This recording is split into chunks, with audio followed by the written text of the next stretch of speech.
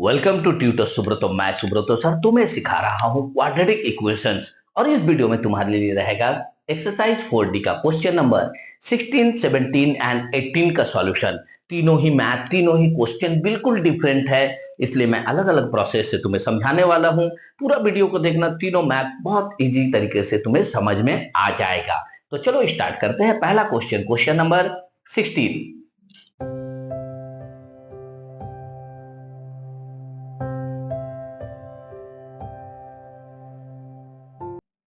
क्या है question number 16?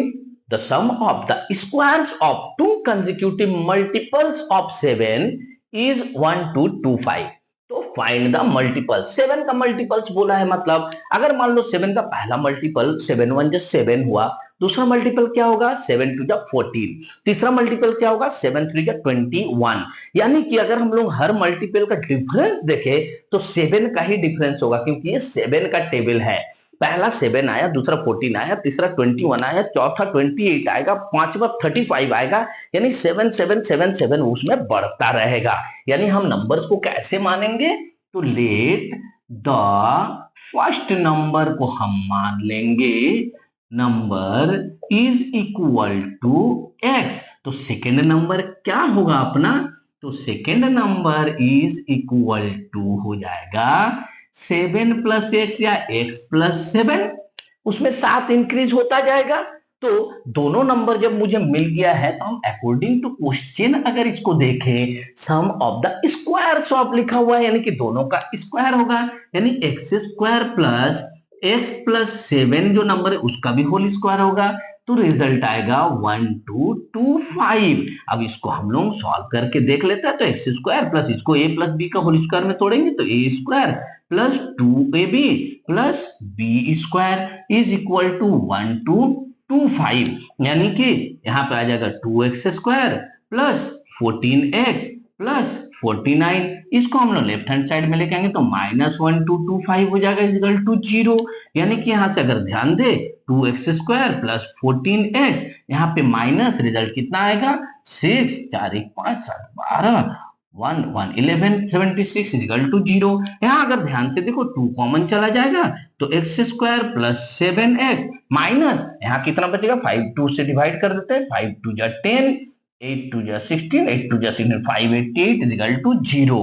यानी कि x square plus 7x minus 588 is equal to 0 हो जाएगा। अब हमें ये क्वाड्रेटिक इक्वेशन मिल गया है तो हम फैक्टराइजेशन मेथड का यूज करके x का वैल्यू को फटाफट निकाल लेते हैं। तो क्या निकलेगा मेरा वैल्यू एक्स स्क्वायर और लास्ट वाला 588 को ऐसे ही लिख के रख लेंगे और इसको जब फैक्टराइजेशन करेंगे तो कितना रिजल्ट आएगा।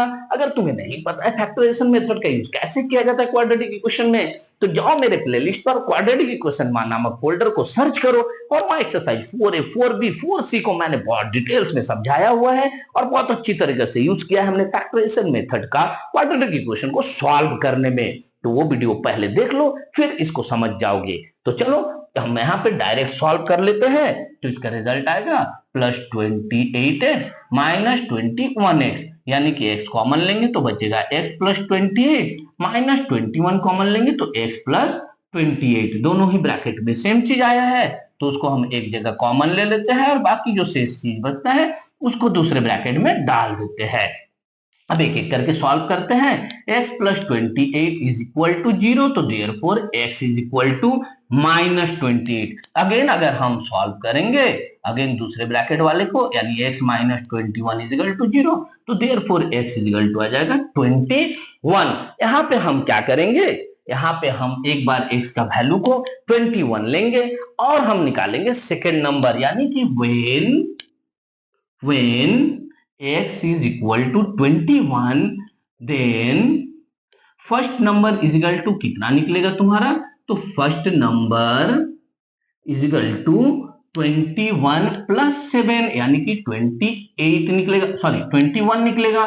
और सेकेंड नंबर जो निकलेगा, second number is equal to 21 plus 7 यानी कि 28 निकलेगा। तो ये एक पेयर तुम्हारे लिए आंसर हो जाएगा। लेकिन और एक कंडीशन है ना, x is equal to minus 28 भी तो निकला है, तो हम फिर से लिखेंगे when x is equal to minus 28 then first number को हम क्या बोलेंगे, तो first number is equal to -28। तो सेकेंड नंबर क्या हो जाएगा अपना, तो second number is equal to -28 plus 7, यानी कि -21। तो ये भी तुम्हारा एक पेयर बनेगा क्वेश्चन के कंडीशन के हिसाब से। तो गॉट इट, समझ में आया ना, तो समझ में आ रहा तो चैनल को फटाफट सब्सक्राइब कर लो, वीडियो को लाइक कर दो और शेयर भी कर दो चैनल को, ताकि हर बच्चा सीख सके इजी प्रोसेस से मैथ को सॉल्व करना। चलो इस वीडियो का नेक्स्ट क्वेश्चन, क्वेश्चन नंबर 17 को फटाफट सॉल्व करते हैं। Question number 17, the sum of a natural number and its reciprocal is 65/8। तो find the number, natural number बोल दिया एकदम सीधे सीधे, यानी कि गोटा गोटी हम लोग लेंगे 1 2 3 4 5 6 7 8 9 10 इस तरह का नंबर को। तो चलो मैथ को स्टार्ट करते हैं। Let the number is x। तो नंबर को जैसे हमने x माना, तो इसका रेसिप्रोकल क्या हो जाएगा, therefore reciprocal of x is 1/x हो जाएगा। अब आते हैं हम लोग अकॉर्डिंग टू क्वेश्चन, बोला है x और इसका रेसिप्रोकल का सम करेंगे तो रिजल्ट आएगा 65/8। अब इसको आराम से सॉल्व कर लेते हैं। पहले x को एलसीएम लेके यहाँ x² + 1 इक्वल टू 65/8। तो यहाँ पे हम बाइसेम करेंगे, तो बाइसेम जैसे ही करेंगे 8 जाके इधर मल्टीप्लाई हो जाएगा, यानी कि 8x² + 8 इक्वल टू 65x हो जाएगा। सारे डेटा को हम लेफ्ट हैंड साइड में लिख लेते हैं और सजा के, तो ऐसा रिजल्ट आ जाएगा 8x² - 65x + 8 इक्वल टू 0। जैसे ये क्वाड्रेटिक इक्वेशन बन गया, हम इसको फटाफट फैक्टराइजेशन मेथड से x का वैल्यू को निकाल लेंगे, यानी सॉल्व कर लेंगे। तो कैसे करेंगे, यहाँ पे फर्स्ट डेटा है मेरा 8x² और लास्ट में है 8 इक्वल टू 0। दोनों को मल्टीप्लाई करके दोनों का फैक्टराइजेशन निकालेंगे, ताकि बीच में मुझे -65x मिले। तो क्या हो जाएगा, -64x - 1x। तो देयरफॉर यहां से हम 8x कॉमन ले लेंगे, तो x - 8 बचेगा, -1 कॉमन ले लेंगे तो x - 8 बचेगा इज इक्वल टू 0। दोनों ही ब्रैकेट में सेम चीज है, तो हम इसको कॉमन ले लिए। मेरे दूसरे ब्रैकेट में बच जाता है 8x - 1 is equal to 0।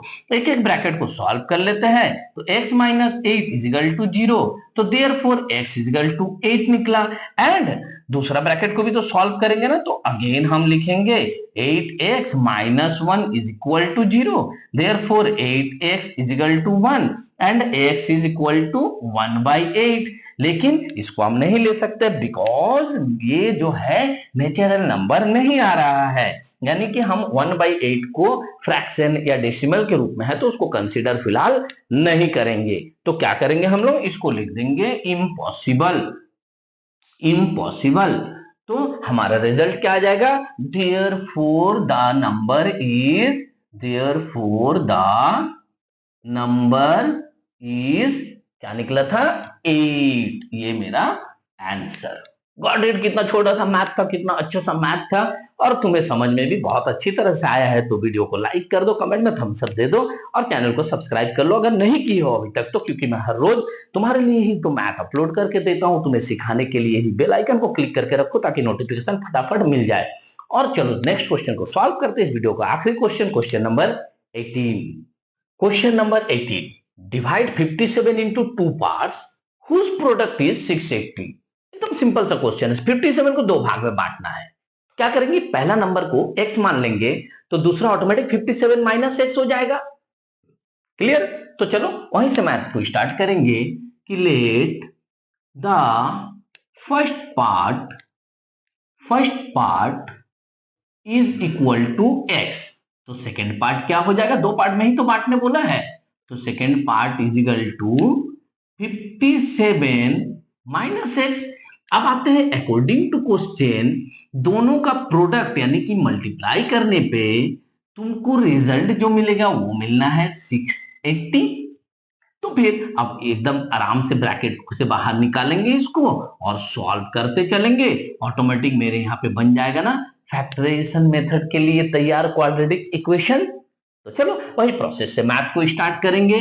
-x² + 57x - 680 is equal to 0। यहां से हम -1 अगर कॉमन ले ले तो बचेगा x square minus 57x plus 680 is equal to 0। हमने माइनस को कॉमन लिया ताकि मेरा मैथ एक्स स्क्वायर का वैल्यू जो है वो प्लस में रहे, मैथ बनाने में इजी हो।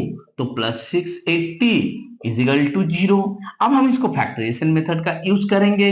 अगर तुमको फैक्टराइजेशन मेथड नहीं पता है तो जाओ मेरे प्लेलिस्ट पे क्वाड्रेटिक इक्वेशन सर्च करके वहां से exercise 4A 4B and 4C का मैथ को देखो, सीख जाओगे। हम यहाँ पे डायरेक्ट फैक्टराइजेशन मेथड का यूज करेंगे तो रिजल्ट आ जाता है minus 40x minus 17x is equal to 0।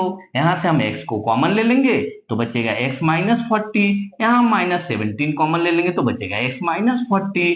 दोनों ही ब्रैकेट में सेम चीज मिल रहा है तो उसको हम कॉमन लेके लिख लेते हैं x माइनस 40। बाकी जो शेष बच रहा है उसको दूसरे ब्रैकेट में लिख लेते हैं। देयरफॉर एक एक ब्रैकेट को अगर हम सॉल्व करें तो फिर मिल जाता है x इजिकल टू 40, और दूसरा ब्रैकेट को लेके अगर फिर से सॉल्व करें अगेन हम लिखेंगे, दूसरा ब्रैकेट को भी सॉल्व कर लेंगे तो x minus 17 is equal to 0। Therefore x is equal to 17। जैसे ही मुझे ये दो वैल्यू मिल गया, अब हम एक एक वैल्यू को पुट करके फर्स्ट पार्ट और सेकंड पार्ट को निकाल लेंगे।